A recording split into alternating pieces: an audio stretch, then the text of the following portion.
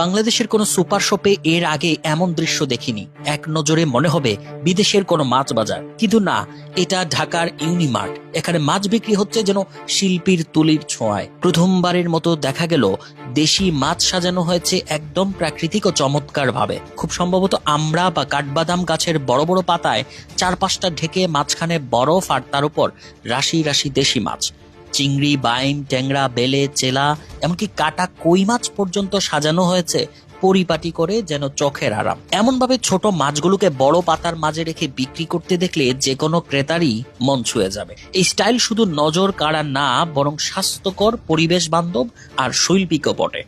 বিদেশি সুপার শপে এমন দৃষ্টিনন্দন উপস্থাপন প্রায়শই দেখা যায়, কিন্তু বাংলাদেশে এই প্রথম এতটা সুন্দর ও প্রাকৃতিকভাবে মাছ বিক্রির দৃশ্য দেখলাম। এই পরিবেশে দাঁড়িয়ে মনে হচ্ছে খাদ্য নয়, যেন শিল্পের প্রদর্শনী চলছে। তার সঙ্গে এটাও বলে রাখি, বাংলাদেশের সুপার শপে কাঁচা বাজার বা মাছ কেনাকাটার অভিজ্ঞতা তেমন একটা সুখকর নয়। সতেজ সবজি বা টাটকা মাছ কেনাকাটার জন্য এখনো দেশের মানুষের ভরসা স্থানীয় বাজারঘাট। তবে এই সুপার শপ কি পরিষ্কার পরিচ্ছন্নতা আর নান্দনিকতা যোগ করে কেনাকাটার অভিজ্ঞতা বদলে দিতে পারবে?